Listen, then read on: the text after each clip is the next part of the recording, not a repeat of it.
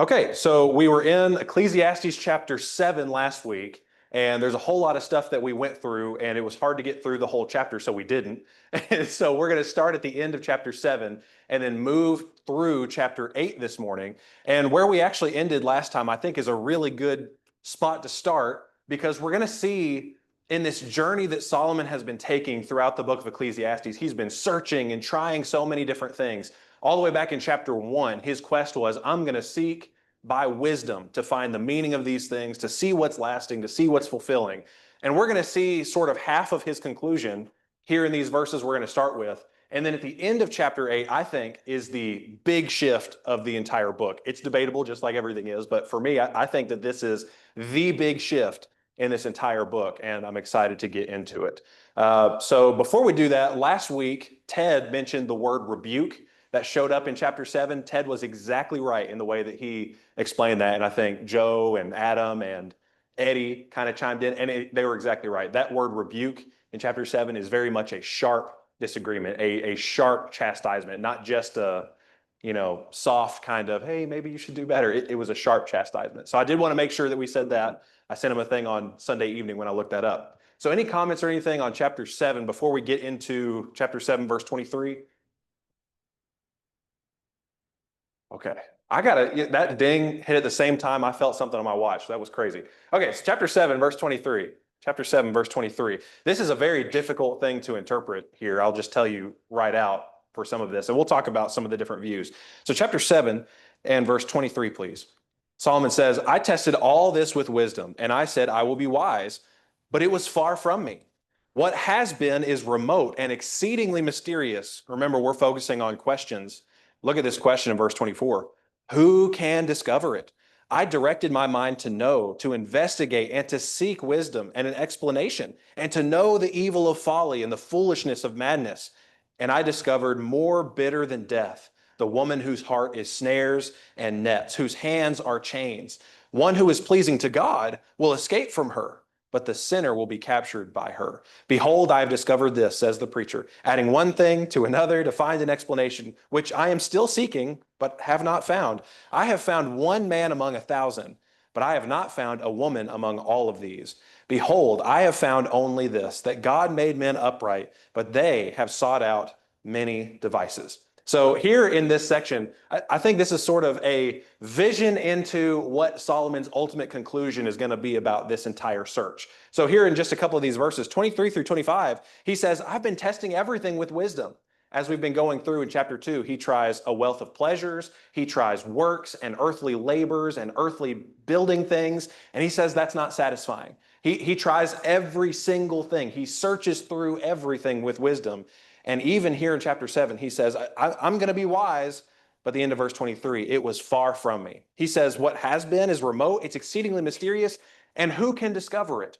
So he's asking this question, who can discover it? It's really a rhetorical question because Solomon is the wisest man on earth. And he's saying, I can't discover it. Who can figure this stuff out? Can't. And by the way, we're going to see some more of that in chapter 8. And so in verse 25, again, he says, I directed my mind to know things, to investigate, to seek wisdom, find these explanations, to know all these things.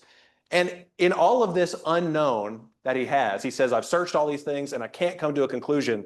There's sort of an unpopular opinion that Solomon's going to have here. So just right off the jump, let's just know this is going to be unpopular. But he says, this part's not going to be unpopular, but the part after it is. Verse 26, he says, out of all these things that I don't know, one thing I do know, more bitter than death is a seductress, is a temptress, your translation might say. A woman whose heart is snares and nets, whose hands are chains. And we got to talk about Solomon's experience. We talked about this in the background. How many wives did he have?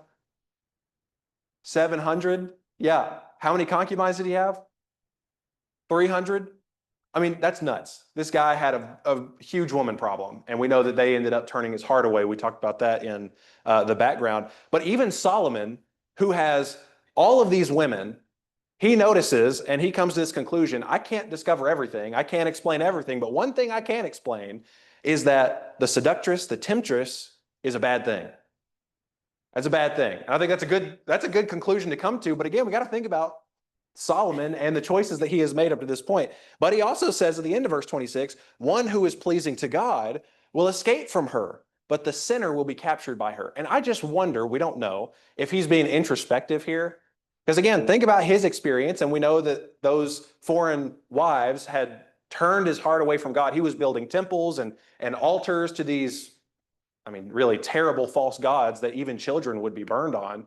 And so I wonder if he's being a little bit introspective here and saying, maybe if I could do it over again, I wouldn't go for 700 and 300, and maybe I would change my ways. By the way, look at chapter 9 really quick and verse 9. Chapter 9, verse 9. I don't like to jump ahead too much because one of Solomon's conclusions a little bit later is going to be that monogamy is good.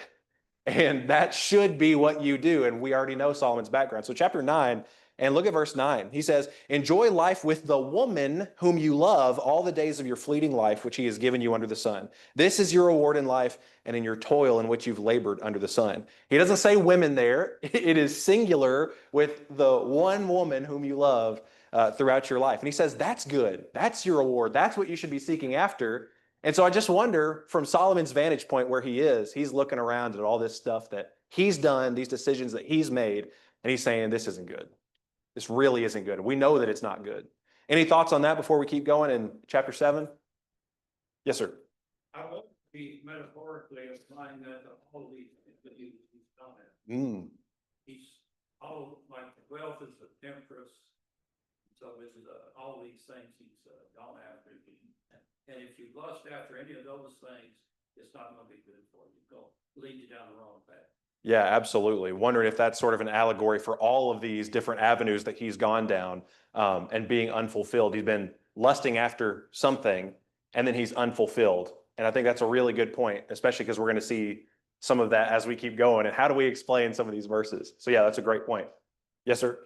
I believe the level of this that kind of transcends like a literal physical woman or marriage too. I mean, scripture all the time is comparing, even Christ the bride of the church and the marriage relationship that God set forth for us as a shadow of the relationship that he has intended as his perfect union with him.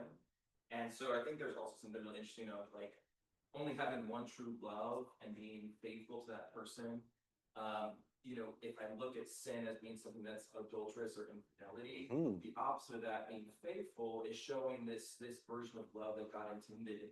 And to me, if God is love, then like having that faith to one true love and then learning and exploring that love greater and greater over time is in essence learning God in a way. I mean, it is exploring the love that he set forth for us. So like getting to know God and through that sort of relationship too. It's kind of as a faith, sin, and parallel. Yeah, and with both of these comments, you think about the book of Proverbs. How many of the Proverbs are about a physical adulterous woman who tempts somebody to commit adultery with them? And the point is not just, hey, adultery is wrong, but this is sin, and anything that carries you away from God is adultery, over and over and over again in the Proverbs. And we see that like Hosea is a great example of that too. The nation of Israel has committed adultery against me. They've left the husband of their youth, even though I was good to them. And we see it over and over and over again. Any comments on any of that so far? Okay, well, let's keep going because I think that's really important for how we interpret some of these next verses. And let's take a look at this. So in verse 27, well, actually at the end of verse 26, we mentioned this briefly, but the one who's pleasing to God will escape from her, but the sinner will be captured by her. I think that goes right along with exactly what you're saying. Maybe it's not just a physically adulterous woman, but anything.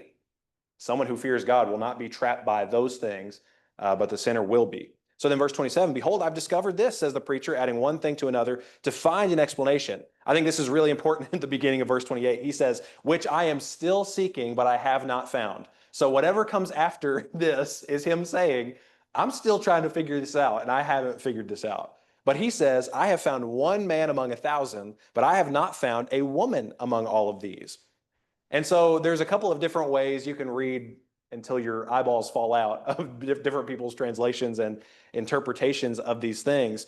So if this is talking about physical adultery only, we got to think about who is talking, because he's saying, I found one man in 1,000 that can resist a seductress or temptress woman, but I haven't found one woman among all of these.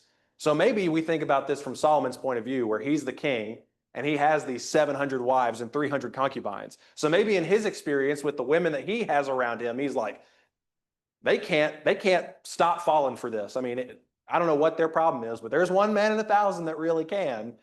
And maybe that's one of the ways that this is. Another interpretation that people give to this is talking about wisdom, because he's been saying, I've been searching for all these answers and trying to find these things. And he says, well, I found one man in 1,000 that can answer these questions or can seek wisdom in the ways that I'm searching for, but I haven't found a woman who can do that. And again, maybe this is just in Solomon's experience. Either way, I think it sort of misses the point of what he's saying. And I think this is really the key. Let's think mathematically for a second. One man in 1,000 versus 0 women. One man in 1,000 is 0.1%. So what Solomon is saying is that if men are better in whatever way he means here, they are 0.1% better than women. In other words, they're not better than women. And I hope that you see that. I think just looking at the 0.1% difference here that he mentions, that's really not much of a difference, is it? And so the point really is, I'm seeking all these things. I still can't figure it out. Maybe there's 1 in 1,000 men. There's no women who can, but that's really not a difference. And then I think the ultimate conclusion comes in verse 29 there. He says, behold, I found this. God made men upright, but they have sought out many devices. And this is different from what we've seen Solomon talk about leading up to this point. He says, none of this stuff is God's fault. We've seen a couple of times where he says, this thing that God has done to men is a grievous task and great evil.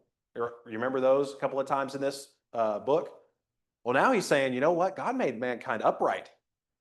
And we are the ones who seek out the evil devices. We're the ones who fall for stuff like this, and we can't figure it out. So in all of this, I really don't think it's him saying men are better than women in any way. I really don't. And even if he is, it's probably based on his experience with the women that he had and what they did, especially in comparison to his faith. But here he's saying God made mankind upright, but we've sort of ruined it. We seek out our own devices. Any thoughts on any of this? Yes, sir.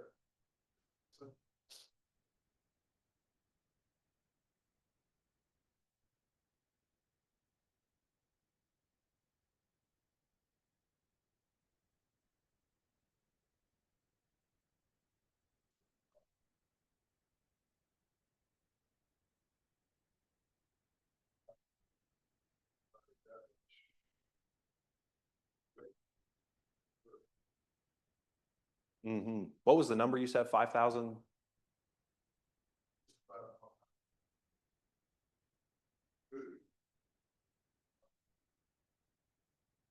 Okay. I'm not sure I understand what you're saying. Okay. Yeah, for sure. Infinitely small percentage. Yeah, appreciate that. Anything else on these verses? I think in being verse 7 suggests, he says, adding one thing to another, to find an explanation, time still seeking that, not found.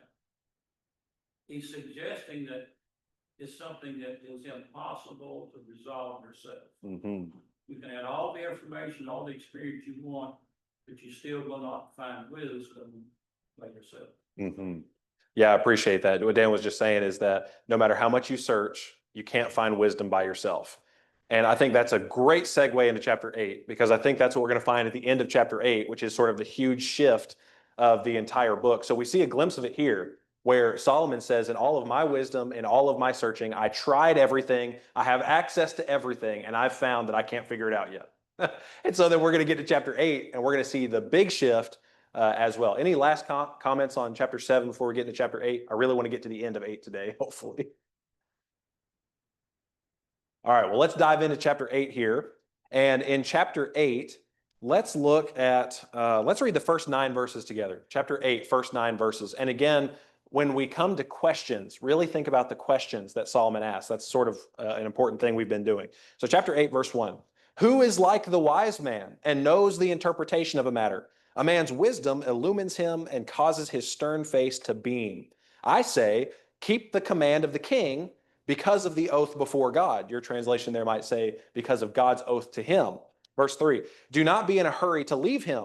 Do not join in an evil matter, for he will do whatever he pleases. Since the word of the king is authoritative, who will say to him, what are you doing? He who keeps a royal command experiences no trouble, for a wise heart knows the proper time and procedure. For there is a proper time and procedure for every delight, though a man's trouble is heavy upon him. If no one knows what will happen, who can tell him when it will happen? No man has authority to restrain the wind with the wind, or authority over the day of death. And there's no discharge in the time of war, and evil will not deliver those who practice it. All this I have seen and applied my mind to every deed that has been done under the sun, wherein a man has exercised authority over another man to his hurt. So here in these first 9 verses, it's really fascinating because sometimes it looks like these are separate things being talked about, but then they sort of bookend each other pretty nicely here. And maybe this is wisdom in dealing with earthly rulers. He's just talked about you can seek wisdom and try to find it. And with all of your searching and finding, you're not going to figure it out yourself. And so he's saying, I can't figure it out, but at least here's something good to think about. Here's some wisdom to apply when talking or dealing with earthly rulers, and it bookends pretty nice. So verse 1, he asks the question, who is like the wise man? Who knows the interpretation of a matter? A man's wisdom illumines him and causes his stern face to beam. So right after this section where he's been saying, can't figure it out. Wise man, I could keep on searching, adding one thing to another, and I've discovered I can't figure it out. But just like he's done throughout this entire book, he says there is benefit to wisdom. There is still good that comes from wisdom, even if it's wisdom under the sun. He says a man's wisdom illumines him and causes his stern face to beam. And he's saying that there is advantage to having earthly wisdom. And so where that leads to next is verse 2. Keep the command of the king because of the oath before God. So he brings in this earthly ruler, this earthly authority, this king figure. He says, keep the command of the king because of the oath before God. This is fascinating to me too, by the way. The oath before God, your translation, I think if you're in the ESV, what does it say there in the ESV? Does it say God's oath to him? Yeah, God's oath to him. That kind of changes the meaning a little bit, doesn't it? Just a little bit, at least in my head. So first it's keep the command of the king because of the oath before God. And so some people suggest maybe this is an oath of fealty that an individual person makes to a leader. Let's make it real personal. We say the Pledge of Allegiance to our flag. You know, when we do that, we're pledging allegiance to the flag. That's kind of a big deal. It's sort of like an oath of fealty. But he's saying, keep the command of the king because of the oath before God. And if it is because of God's oath to him, then that could be very much like the book of Daniel, where we see the Most High rules in the kingdoms of men. He puts who he wants in power to accomplish his purposes. And so it's almost like God is the one who puts these people in authority. And if you are resisting them, you will find yourself resisting God. Are there any thoughts on this verse before we keep going? Add some more stuff to it. Okay. Well, the wisdom here is keep the command of the king. If you make an oath of fealty individually, or if God is the one who places this person in authority, keep the command of the king. If you want less trouble, keep the command of the king. And in verse 3, continuing that thought in verse 3, he says, don't be in a hurry to leave him. Do not join in an evil matter, for he will do whatever he pleases. He will do whatever he pleases. A wise man, instead of being in a hurry to leave the authority of a king, gives it a minute, thinks things through before, especially a lot of people will connect verse 3 to maybe a rebellion. Don't be in a hurry to leave. Don't join in an evil thing because he'll do whatever he wishes. But somebody who just doesn't like something, they immediately get mad and they're like, well, I'm going to rebel. We're going to start a rebellion and let's go and do this. And they forget the king has authority over an army and he's going to do whatever he pleases. And it might not go very well for you. So the wisdom is take some time. Don't be in a hurry.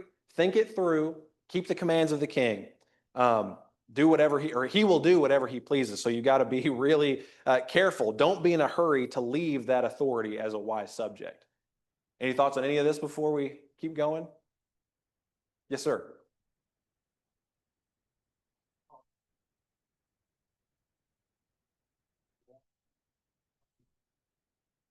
Mm-hmm.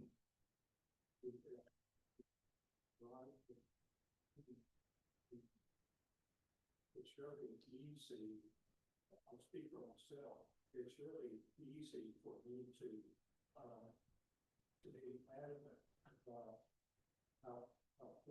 you know, the things I want to say about some of our leaders. Mm-hmm. It just seems to come naturally to me. So I just keep it. Yeah.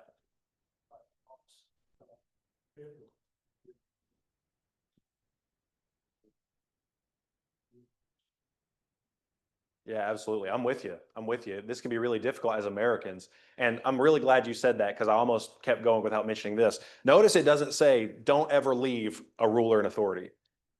Did you notice that? It doesn't say don't ever. It says don't be in a hurry. Think it through. The wise man thinks it through and really ponders these things before doing it. A lot of foolish decisions, just like what you're saying. There's plenty of content about American political anything that we could talk about for a long time. But the wisdom here is don't be in a hurry. Think it through. Think about the actions you're about to take. Yes, sir. I'm thinking that is really very applicable for our day, our type of culture. You'll hear people say, well, I know my rights, without realizing those rights are granted by authority. Mm-hmm. But not even on a national or broad scale in this government, you find the same thing even in employment where people say, don't tell me what I have to do. Mm-hmm. You find it in families, you find it, it just everything in our culture, that of course is the work of Satan. Mm-hmm. Telling people, don't listen to what others tell you to do. That Solomon's wisdom is to recognize that the king is there. I agree with you. I think it is at the appointment of God. And therefore, our responsibility is to recognize that authority and submit ourselves to that authority, because ultimately that is submitting ourselves to God. Mm-hmm. Yeah, and that can be really, really difficult. And I really like verse 4 in connection with what we're talking about, because we're talking about authority and where that authority comes from and what does authority look like. Verse 4, since the word of the king, I mean, we don't have to guess, since the word of the king is authoritative, who will say to him, what are you doing? Thankfully in our country, there are a lot of ways where we can be like, what are you doing? And we can have our voice heard. But think about the time and place when this was written. I mean, Solomon is the king. You don't tell the king what to do. You can't say, what are you doing? Why are you doing that? Maybe he would have some trusted advisors who could do that, but just a normal person, probably not. Especially because we know he imposed really heavy taxes. I mean, heavy taxes. What are you doing? Why are you doing that? You're like, oh yeah, here's another one. What are you doing? The word of the king is authoritative. And so because of that, this is very much like Romans 13. If you want no trouble from the government, what should you do? Submit and obey the things that are decreed. So verse 5, he who keeps a royal command experiences no trouble.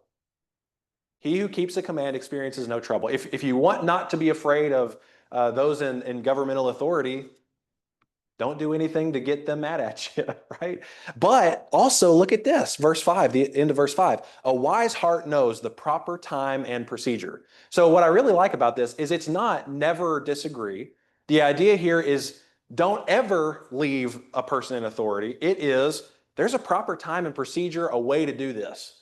And it's not going to be in a hurry to leave them, join in some evil act like a rebellion that you haven't thought through. Wisdom says there's a proper time and procedure to handle these things. And it's not going to be, you're wrong. And then the king says, off with your head. And what do you do? I mean, you're done for. And so again, we see it in verse 6. There's a proper time and procedure for every delight, though a man's trouble is heavy upon him. So here's this wise man. We've seen this over and over and over again in Ecclesiastes. Maybe there's someone in power who is oppressing people. And what does that do to a wise man from chapter 7 when they see oppression?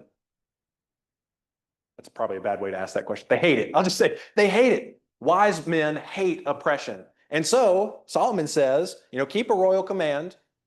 There's a proper time and procedure, a way to address that, a way to bring that up. And so much of that is true even today. You think about, we have so many blessings from God to live in the country that we do, and we can voice our dissent. There are proper legal channels to do things. But whenever we don't go through those proper legal channels or whatever it is, we try to take justice into our own hands, it doesn't usually go well for us, right? And we see stuff like that on the news all the time. Yes, ma'am.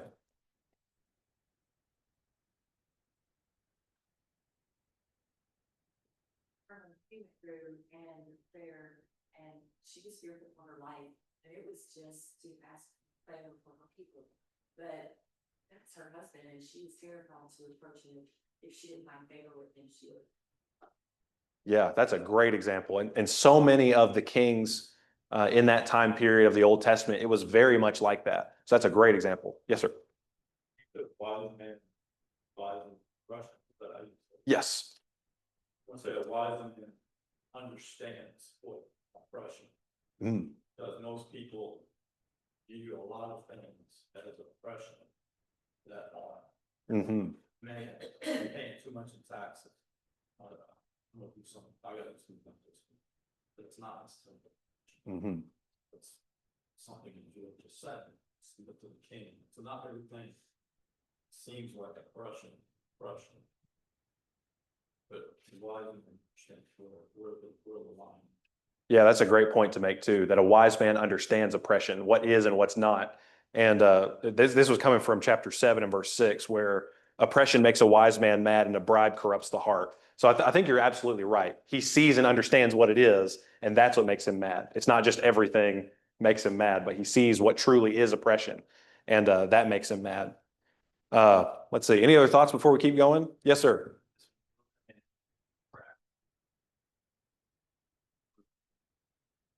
And it's coming like here, think about it, especially like thinking of the powers that be and ruling, is how Solomon keeps saying again and again, there's a time for everything. He started off saying there's a time for this and that, this and that, this and that. And it's always the and, it's not this polarity where it's either or. And I think our society, talking about America, talking about politics, with a two-party system, we're so quick to choose a side, right? Like to be moderate is almost seen as like you're scoffed at, to them that you would ride in the middle somewhere. It's like someone's weak and not taking a side or a stance. Media does that. Even our algorithm, it forces us into one pocket or the other and tries to entice you by saying, "Oh, you believe this? Believe it even more because you need to stand on these laurels and never see the other side of the aisle." And I think Solomon's saying it's the exact opposite, especially talking about verse 6, where he says, there's a time for discernment. I think that that's sort of been something lost in our culture, is to sit back, take a second, and either A, say, I don't have an opinion on this at all, or B, maybe the opinion I will formulate because of the political party that I'm aligned with says I should think this way, or the media says I should think this way. Maybe that's not always the case. Maybe there is a moment to say it can be this and that. And I think that's something that we've lost, and something that I'm starting to like really meditate on a little bit more because of Ecclesiastes. Yeah, wisdom is emphasized from chapter 1, verse 3, I want to say, all the way to the end of this book. So the need for wisdom and discernment in every area of our life. Absolutely. Amen. That's the Yeah. that especially if you want to have an enemy or have a camp of people who agree with it, it's easy to take that sort of dichotomy.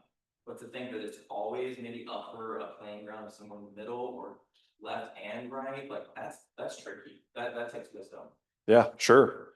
So in verse 7, I think this is a good segue into verse 7. And verse 7, this is one of the questions. We've been focusing a lot on questions. He says, if no one knows what will happen, who can tell him when it will happen? Which is just such an obvious question. And yet, I think since we're talking about people in authority and we're talking about submitting to that authority and there's a proper time and a proper channel, think about all the things that could be involved in this. So you've got a person in authority who decrees. So let's take Esther, for example. That's a great example. Here's Haman, who gets the king to sign into law on this day. It's going to be open season on the Jews. And Haman's like, yeah, this is exactly what's going to happen. I can't wait for that day. And here, the wisdom of this question is, you don't know what will happen, so who can tell you when it will happen? Who knew that Esther was going to come in there and petition on the behalf of God's people? None of that was going to work. On the very poll that he made for the guy that he doesn't like, that he's going to be the one killed on it. And that's all because there was a proper time, a proper procedure for all of these things to take place where somebody else acted and completely changed the course of what they thought was going to happen. This person in authority and power, Haman specifically, thought this was going to happen, and it just did not at all work out the way that he thought it was going to work. So not just for the people in authority, but also the subjects. If there's a proper time and procedure that maybe you can sway the voice of this person in authority with the right manner in a respectful and submission to authority kind of manner, you don't know what that's going to lead to. So if you don't know what's going to happen, you don't know when it's going to happen. So take those channels, see what happens. And really, I think we're going to see, because he mentions God a lot more here in this chapter and then throughout the rest, with God in the picture, that really changes a lot of stuff too. Any thoughts on that before we keep going?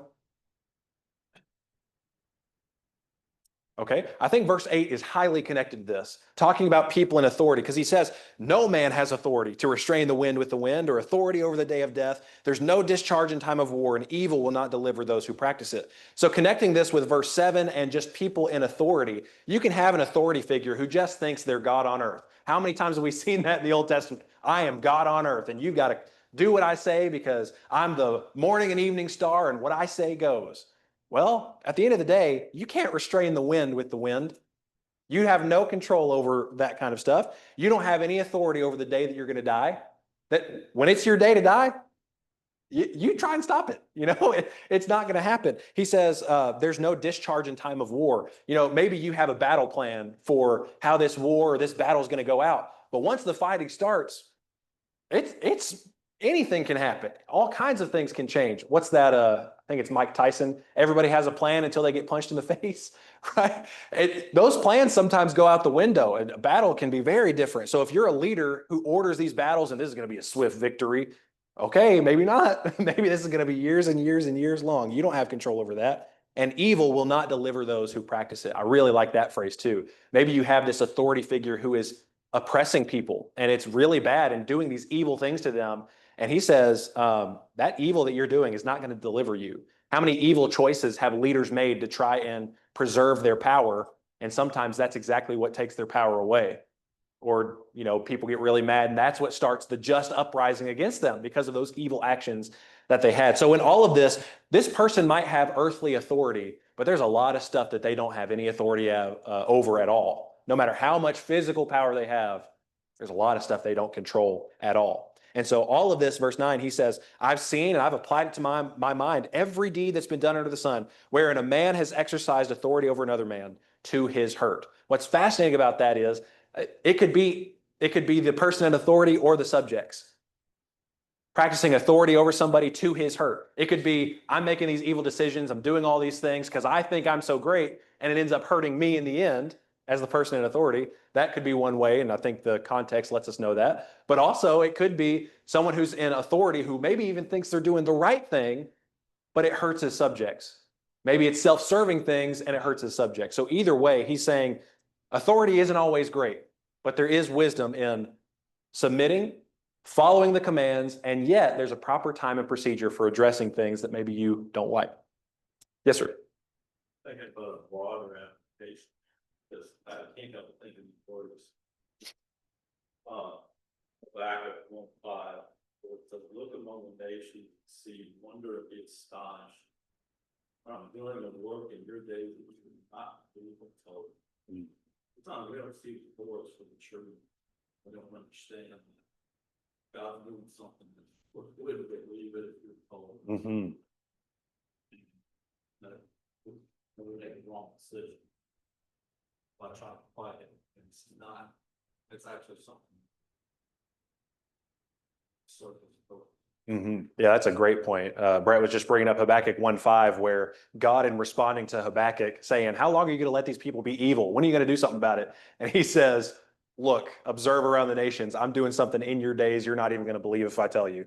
And he says, I'm bringing the Babylonians in to wipe you out. And then Habakkuk is like, whoa, wait a minute. That's not what I wanted. That's not what I wanted. But that's so true, because we can make decisions trying to force things we think should happen and not allow God's I don't know the right way to say this, allow God's will to take over without us trying to take control of it. And I think Saul is a really good example of that, when Samuel said, wait till I come to you, then I'll offer the sacrifices. And he's like, it's getting late. These people are starting to freak out a little bit. I'm going to go ahead and offer these sacrifices. Right as soon as he does that, here comes Samuel. He's like, you just lost your kingdom because of what you just did. Completely changed history. Yes, sir.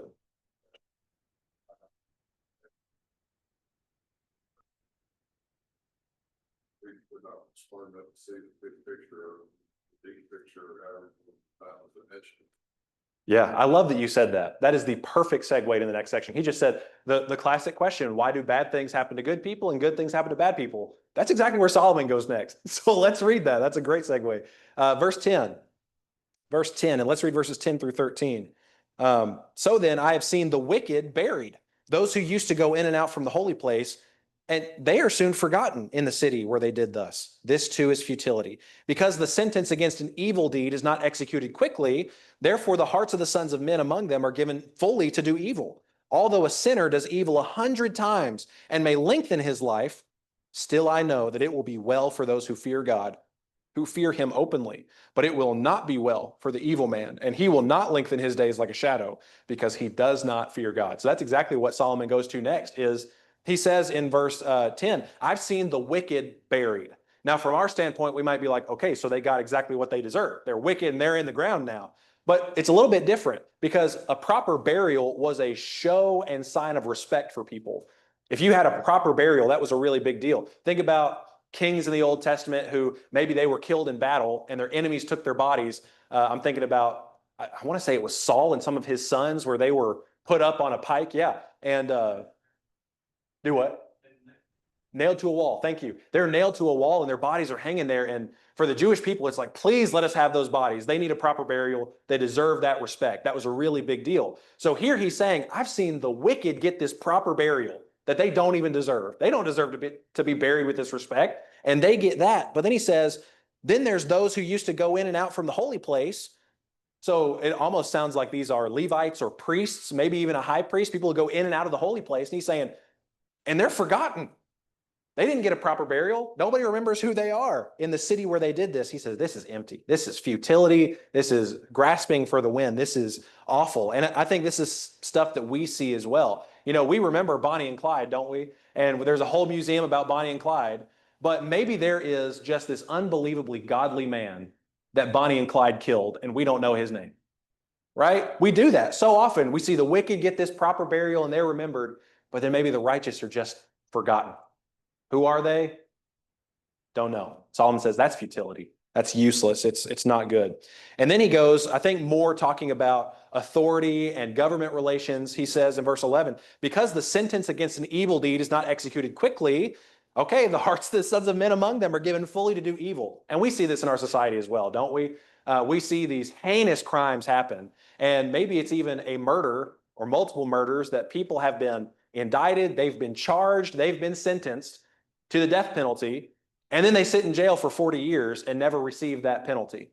Now, we can argue about the death penalty all day long, but I do think that's not swift justice, right? That's not swift justice. And so he's saying, if you just kind of smack on the hand, hey, don't do that. If you steal one more thing, you're going to get it this time. Okay, I'm serious now. One more thing, and you're really going to be in trouble. People see that. It's like, okay, it's just going to be a fine. I mean, I just robbed this entire store and made $20,000 on it. I only got to pay $500. All right, I'm going to go do that again. That's quite the profit that I just turned. And so we see that even today with different crimes. If they are not served justice quickly, then people will lose their will to even support these positions of authority, right? We see that. Any comments or anything on that? Okay. Well, let's look at this next verse here. In verse 12, this is so important. So where in our life under the sun without God, we see this happen all the time. Justice isn't served. There might be terrible leaders in authority doing terrible things that God hates. But look at this. There's a different perspective when God comes in the picture. Verse 12, although a sinner does evil 100 times and may lengthen his life. So just a deplorable human being. This sounds awful, but this is the point of this verse. Just the most deplorable human being you could think of. Oh, I'm sinning 100 times. It's obvious. Everybody knows about it. And he's got a long life. Maybe he's prosperous and things go well for him. Solomon says, still I know it will be well for those who fear God, who fear him openly. It's much better to die early with a lot less sin than to live long and have a lot more sin, because he says in verse 13, it will not be well for the evil man, and he will not lengthen his days like a shadow because he does not fear God. So he's saying, even though his earthly life is long and maybe things look good for him, it is much better to fear God and fear God openly. Completely changes the way that this looks when God's in the picture. Any thoughts on any of that before we keep going?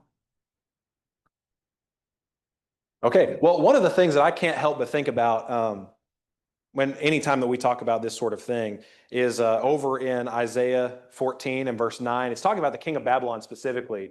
And there was this taunt against the king of Babylon. And in 14 verse 9, it says, Sheol below is excited to meet you at your coming.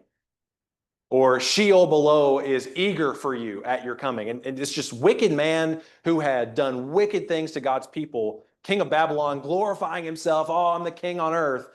And Sheol below was eager to meet him. I mean, that's a humbling verse for somebody like that. And I think that's exactly what Solomon is talking about here. It is much better to fear God openly, than live a sinful life that even lengthens your days. Oh man, was that the first one? All right, we're right on track then. Any comments before we get into this last section? We are exactly where I want to be. Okay, let's read this last section. And here, this is, let's see. Let's look at verses 14 and 15, and then we'll get to the big shift in 16, 17. So 14, 15. There is futility which is done on the earth. That is, there are righteous men to whom it happens according to the deeds of the wicked. On the other hand, there are evil men to whom it happens according to the deeds of the righteous. I say that this too is futility. So, verse 15, I commended pleasure, for there's nothing good for a man under the sun, except to eat, to drink, to be merry, and this will stand by him in his toils throughout the days of his life, which God has given him under the sun. So he's extending and repeating this idea. He says, I've seen where the things that the wicked deserve to happen to them happen to the righteous. And the things that the righteous deserve to happen to them happens to the wicked. And this is injustice. This is awful. It's futility. And so verse 15, his conclusion here is, we have to notice at the end of verse 15, he says, which God has given him under the sun. So in verse 15, God is in the picture. And he says, I commended pleasure. And I think it's really important that we see God's in the picture in verse 15, because think about all the way back to chapter 2, where he was talking about a wealth of pleasures. What did he say about those? He said it was vanity. It was useless. It was futile. It wasn't fulfilling. It was worthless. But then we get these little glimpses when God's in the picture. It's good to enjoy yourself within the confines of God being in the picture. So this is not just, unrestricted pleasure and going after whatever you want to go to, like chapter 2. This is within the confines of God being in the picture. He says, there is nothing good for a man under the sun except to eat, to drink, and be merry. And all of those good little experiences will carry you through the toils of life that God has given you under the sun. Has anybody experienced that? A lot of those little things will carry you through the toils. Got a couple nods. Appreciate that. Helps me out a lot, because maybe I'm the only one. So I appreciate that a lot. Any thoughts or anything before we get to the last two verses of this chapter? Okay, well, let's look at these last two verses. And this right here, I believe, is the big shift of the entire book. And I'm going to talk about one of the reasons just textually and structurally about why that is. But verses 16 and 17 are going to sound a lot like the end of chapter 7. So verses 16, 17. When I gave my heart to know wisdom and to see the task which has been done on the earth, even though one should never sleep day or night, and I saw every work of God, I concluded, man cannot discover the work which has been done under the sun.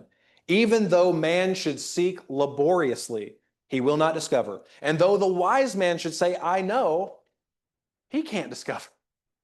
So this is a huge conclusion. Do you see the word conclusion in your translation? Likely it's italicized because it's implied by the Hebrew words there. But he says, I gave my heart to seek this wisdom, to understand the task with which God has given men their few lives, their few days under the sun, which is exactly what he said in chapter 1 at the end, setting out on his quest. And he says, even though one should never sleep again, day or night. I mean, you have all the time in the world, you never sleep one more time, and you look at every work of God, he says, you can't figure it out. You will not figure this out by wisdom. You can't figure out all of these things that happen under the sun. He says, even if you seek laboriously, you can't figure it out. How many times has he said wisdom is good over the course of this class? And he says it over and over, earthly wisdom is good. But he says, even though the wise man should say, I know, even he can't discover it. So you can do all the searching in the world to try and find fulfillment under the sun. You can try to put God in the picture when you want to and then keep him out when you want to. And he says, it just doesn't work. I can't figure all this stuff out. Even if I never slept again, I would never figure this out. Now, before we keep going, any thoughts on this? Because I do want to read chapter 9, verse 1. Any thoughts on 16, 17? Yes, sir. All right, thank you. Where he talks about wisdom illuminates man, we can see some parts of the wisdom of God. That's why the Bible is written, so we can see those things. But this verse is saying the totality of everything God does, no man will ever understand all of it. But verse 1 is the great joy and illumination when you see one thing. Yeah, absolutely. And let's read verse 1, chapter 9, verse 1, because this is sort of going to shift us into the next section. For I have taken all of this, and I take all of this to be chapter 2 to chapter 8, all of this to my heart to explain. That's one of the first times we've seen that word in this entire letter, by the way, or book. To explain it, that righteous men, wise men, and their deeds are in the hand of God. Man does not know whether it will be love, hatred, or anything that awaits him. I think verse 1 is so important. He's saying, I've looked at it all, and I'm going to explain that it's all in the hand of God. You can't separate life under the sun from God because it's all in his hand. And what's fascinating is we've been focusing on the questions up to this point. There's been a lot of questions. He's been searching and exploring. There's only going to be one more question throughout the rest of this book. And even that question is rhetorical and it's a conclusion. So all of these things he's going to start explaining. There's going to be some repeated ideas, but there's only one more question through the end. And he's saying you can't separate life under the sun from God. It's all in his hand. All right. Thank you all very much. Lord willing, chapter 9 next week. Thank you.